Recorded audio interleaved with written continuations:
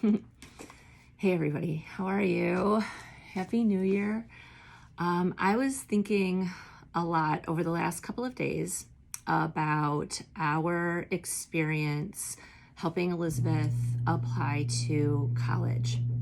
You guys probably know that she's graduating in June 2021, and we actually started planning her college experience quite a number of years ago, but really taking steps to ensure that the process went well and went smoothly when she was in 8th grade.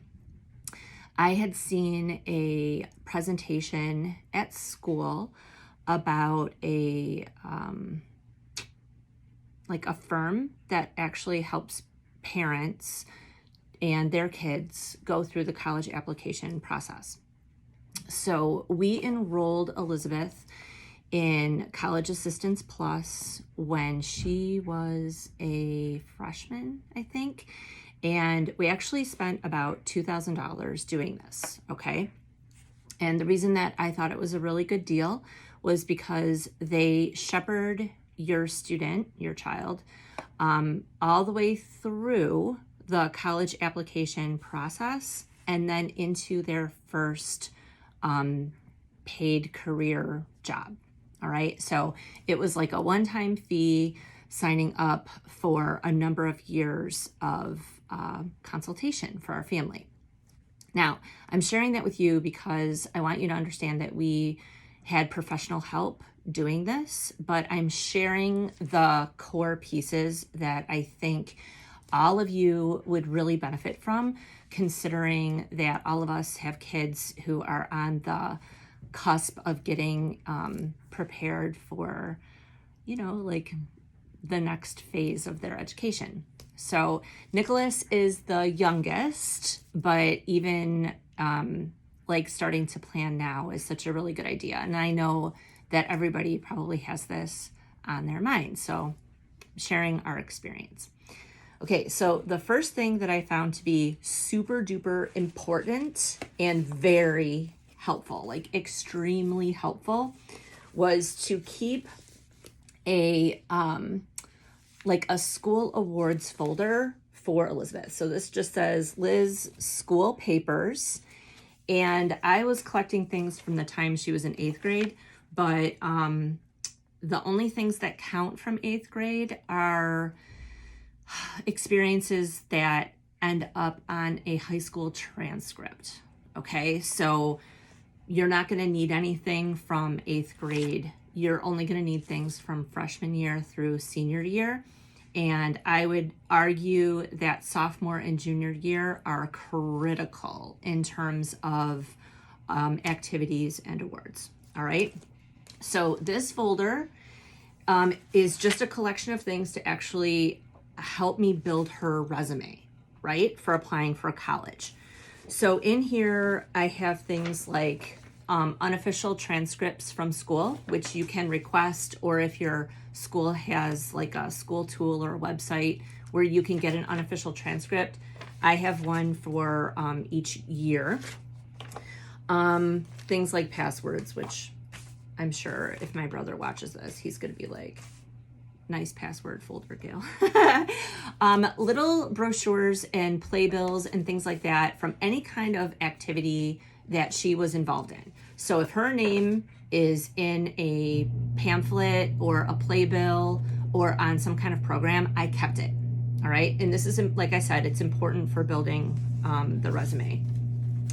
And then any college credit classes that she took, I just kept the receipts. And then, of course, all of her report cards and any kind of awards that came her way from school.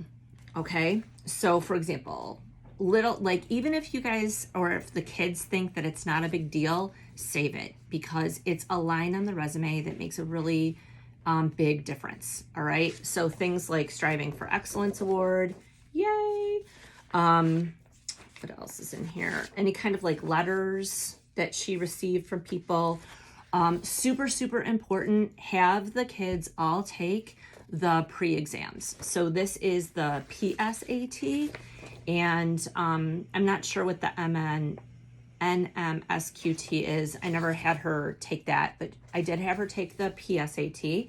And then you can kind of see where the kids like need more coaching or tutoring, right? And you can also see where their strengths are.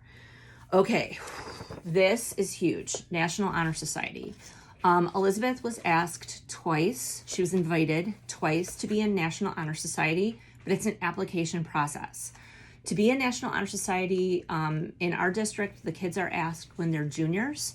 They have to have 4 major pieces or elements in their application. They have to have a leadership experience, okay? So leadership is like organizing things at school, being an officer of a club. And you guys, even fun clubs like Dungeons and Dragons Club counts. Like if you're the president of Archery Club, or if you're the secretary of Recycle Club, like whatever you can do in terms of leadership, this is here. And it doesn't have to be school related. It can be leadership like on the swim team, or definitely Boy Scouts, right? Any sorts of stuff like that. Service. Community service is another big piece. Community service has to be robust. Awards and special recognitions. This is the third piece. And then, of course, extracurricular activities is the last piece. They also have a space for job experience. Elizabeth hasn't had a job yet, so 2 things to just say. 1, she was not accepted into National Honor Society. And the letter that she received about that said, you didn't have a job experience, even though they say that it's optional. And she also did not have enough community service. She had only done like 1 community service, and National Honor Society was like, sorry. So each of the categories has to be kind of evenly robust. So I just want to give you guys the heads up. National Honor Society was a bust for us. It didn't work out. Okay, what else is in here? Oh yeah. So, and like I said, any kind of playbills, this, that, or the next thing. And that's really what this is about. One of the things that I will say that Elizabeth was really strong in is that she participated in a sport, which was dance. So your sport can be outside of school. It does not have to be school specific. So even if it's something like disc golf, or it can be piloting, it can be anything as long as it's consistent, any kind of physical, organized, consistent activity, or I should say intentional. So even like running would count. But her sport was dance. And then she also participated as a musician, okay? So we made sure that she was strong in this category. And then we always made sure that she did, in our area, they have things called like solo fests and all states and regionals and things like that. So we had her always participate in those, even though they're optional and voluntary. And then she did take the ACT, okay? We had her take the ACT junior year in the month of January or February. It was like right before I went out of town. So I think it was early February. This was really important. She did not take the SAT. So we have a PSAT score, which does not count at all. But we had her take the official ACT, and then because of the pandemic, let me scratch that. We had her take the official ACT. Because of the pandemic, we were unable to get an SAT date. Every single date that we had scheduled was canceled. because of the pandemic. So even though schools are going like standardized test optional, if you can get a date and if you can get a score, I really think it's going to help based on what I'm going to show you in a second. Okay. So you guys, that's what all this is. This is just things that Elizabeth has done, little tiny scraps of paper, little awards, even things like attendance awards. Literally, you guys, if there is some kind of acknowledgement that the kids receive, save it, especially starting freshman year. Okay. Now, this is what I did. Oh gosh, I guess I don't think I can actually show you on this video. Hold on, I'm gonna unplug my light and show this to you. All those little scraps of paper eventually became, can you see this? I think you can, became Elizabeth's resume. All right, so I just keep this in a running Google form. It's super duper easy, and it's a list of all of her awards, all of her activities, all of her traveling. So if you guys go any place, if you do anything, I put like family travel. There's a category called activities and interests. So anything that the kids are interested in, and it doesn't even mean like nothing's excluded. So for example, Elizabeth is a platinum player for this game called Persona 5. And it's this PlayStation game.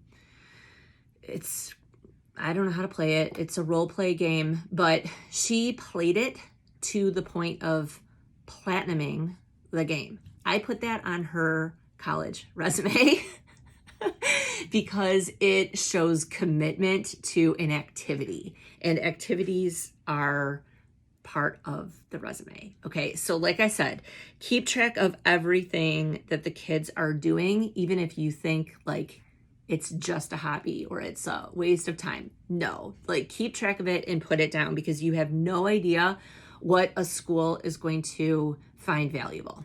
All right. You also don't know what they're going to want to major in. So an activity that you might think seems frivolous could actually become important and relevant for a college major. All right. Okay. A couple more things just related to school that you might find valuable.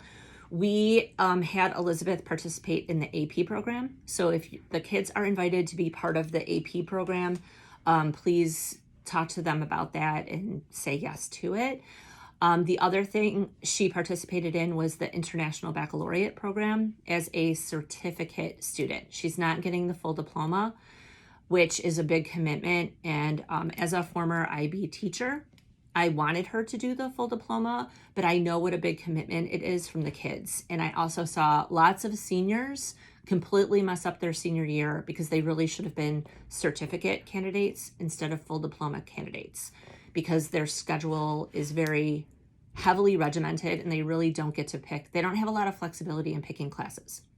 So that's the trade-off. You get this international diploma, but you have to do their program. I hope that makes sense.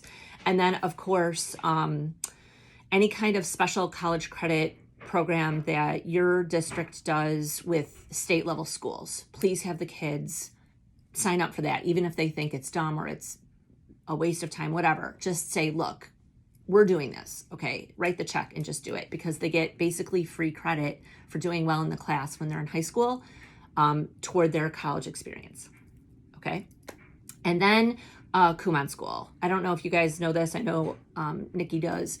But we had Elizabeth do Kumon School from the time that she was 5 years old.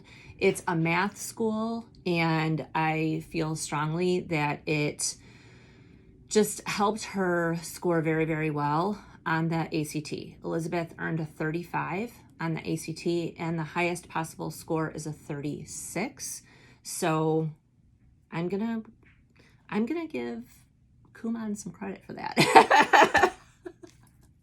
Okay, so guys, this is the result that we have seen in the application process. We applied to 11 schools. And if you're thinking, wow, 11 really? Yes. And Elizabeth was fully involved in this. CAB played a huge role. College Assistance Plus said pick schools based on location, pick schools based on majors and program, pick schools based on course and program rigorousness. So, for example, you don't want the kids to apply to a school that's too easy, because they'll just end up blowing off classes and partying, and like, not that partying is a bad thing, but just that they'll not take their studies as seriously as they could, okay? You also don't want to apply to a school that's so difficult that they won't be successful. So you want to find that happy medium of schools that are rigorous and have the right program for what the kids want to study. All right. So we applied to we applied to 2 REACH schools. The two REACH schools we applied to were Columbia in New York City and Syracuse here in New York, in Syracuse. I consider them both REACH schools because Columbia is an Ivy League, and Syracuse journalism program is one of the top in the country. So they were both considered REACH schools for us. And I think we're still waiting to hear from them. I think they're at the bottom of my pile. Emerson is also a REACH school that's in Boston. So here's what these schools were right in Elizabeth's aptitude range. Temple is in Philadelphia, and keep in mind she applied to journalism school for all of these colleges and universities. She wants to be a broadcast journalism major. So Temple accepted, and they offered her a $36,000 4-year scholarship. Okay, so that's $36,000 divided by 4 years. That is what they're willing to discount her tuition for. Okay, so these are all merit scholarships. By the way, everybody, we have not gotten our financial aid back based on income at all. All of the scholarships that I'm going to show you are 100% earned by Elizabeth, and I really feel strongly that she did so well in merit-based scholarships because we applied to the schools who were within her aptitude and really had programs that were right for what she was doing in high school. Just as an example, Elizabeth is she's sometimes the executive producer and sometimes the associate producer of her school's broadcast news show. And having that experience with all of the equipment and putting together the news program and the green screens and the cameras and the computers and all that stuff, the writing, the journalism part, the reporting, really made a difference, I believe. Okay, like she wasn't applying to med school. She was applying to journalism school. Okay, so Temple, check, $36,000, 4 years. Accepted at Plattsburgh and Albany. These are both state schools. So have the kids apply to at least a couple of state schools. We don't know what the financial aid packages look like because they really wait for FAFSA. So in New York, we have something called the Excelsior Scholarship, which is 100% free tuition for kids who have A averages. And right now, there is a pause on that scholarship because of the pandemic. So she's in at Plattsburgh and at Albany in their journalism programs, but we don't know the financial piece on that yet. Okay, Quinnipiac. Yay! Quinnipiac is in Connecticut. She is accepted into their journalism school, their media school, and she earned a $100,000 4-year merit-based scholarship. Okay, so $100,000 applied over 4 years. Loyola of Chicago. So this is Loyola University in on the north side. You guys all know where that is. They offered her a scholarship. She won the Damon Scholarship, and it is $92,000 over 4 years. Okay, $92,000 over 4 years. Again, merit scholarship. Okay, Ithaca. Yay! Ithaca is in our area. This is a New York school. She is accepted into their journalism program, and she is invited to apply for their honors program as well. So I'm still waiting for her to fill out that paperwork. Hopefully that will lead to preferential housing and more scholarship money. And this is a $25,000 annual scholarship. It is renewable. So as long as she carries, I think, like a B GPA, I think she only needs like a 3.0. She has $100,000 in scholarship. Okay. Allegheny. Allegheny is in Pennsylvania. Allegheny offered her a $152,000 4-year scholarship. Wow. So this school is her bottom pick. It's also called her leverage school. So if you guys are still kind of hanging with me here, one of the schools that you want to have the kids apply to is something called a leverage school. That is a school in your region who offers very, very good scholarships. Okay, they're kind of known for offering amazing scholarships. These are typically schools that are looking for, strong students, and they are looking to build like their reputation. So they're offering a lot of money. So this is $152,000 over 4 years. Allegheny in Pennsylvania. Okay, Emerson. We are still waiting on Emerson. We missed the cutoff day by a day for early action. Oh, by the way, we applied all early action. We did not apply early decision. Early decision commits you to a school, and once you're accepted, you have to say yes or no, and then you have to rescind all of the applications to all the other schools. Okay? Early action means that they look at your application first. So we did not apply early decision to any schools. We did apply early action to all the schools we could on her list. Syracuse, we're still waiting on Syracuse. RIT, Rochester Institute of Technology, is in her top 3 picks. And they are so funny. They only had early acceptance. They did not have early action, and we did not want to apply early acceptance. Am I saying that right? The one where you have to commit. We didn't want to apply to that one. However, RIT is very funny. They have been sending her letters for the last month saying, hey, we love your application. We can't send you your acceptance letter yet, but we love your application. You're just the kind of kid we're looking for. So basically, they have been saying to her, you're in, but we can't send you your acceptance letter until we finish with all the early decision kids. I hope that makes sense. So we're hoping for a good scholarship to RIT as well. And again, we're waiting on Emerson, Columbia, and Syracuse. So, you guys, I wanted to bring all of this just to your attention because we paid for this advice.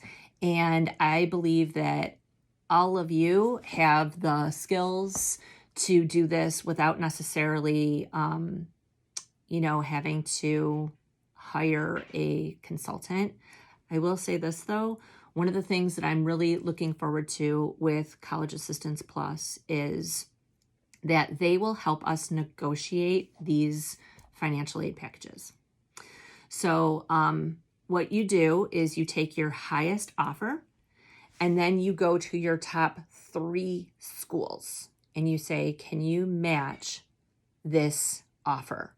And then what those top 3 schools can potentially do if they really want our kids to go to their school is they increase their scholarship offer. Okay, so that's why they call one, like the school that offers the most financial aid, a leverage school, because you can leverage that offer to increase the awards from other schools. Just as a side note, Elizabeth does have an A average. Her GPA right now is 94.89. It was a 95 for all of high school. At one point, it was like a 98, but it's not anymore. So, I could assign all kinds of reasons to that, but the bottom line is have the kids keep their GPA high. She also asked 3 teachers to write her letters of recommendation, and her letters of recommendation were out of sight. So making sure that the kids perhaps can take a class from one teacher multiple times. So for example, one of her strongest letters of recommendation came from her English teacher, Mr. Coughlin. She took AP English freshman year with Mr. Coughlin. Then she took journalism. She joined the news club sophomore year with him. She took journalism with him junior year, and she's taking journalism with him again senior year. So he wrote her one of the strongest letters, of course, right? We also asked her orchestra instructor, conductor, teacher to write her letter of recommendation. And this is another teacher that she has had for all 4 years. And then we asked another English teacher, AP English from junior year, to write her letter of recommendation because she loved his class, Mr. Modelewski, and she did very well in his class. And that's where they do a lot of advanced reading, right? Like they do their Shakespeare and their advanced modern literature. So with that in mind, kind of have a plan. And even for now, no matter where they are, start accumulating these little scraps of paper because you're going to be able to build a really terrific resume, whether it's from activities inside or outside of school. And then follow these steps. And I think that all of the kids will do very, very, very well in their plans after high school. Okay. I love you guys. I love our family. And I hope that this information is valuable to you. I know I really, really found a lot of value in it over the last few years. All right. Love you guys. Take care. Happy New Year.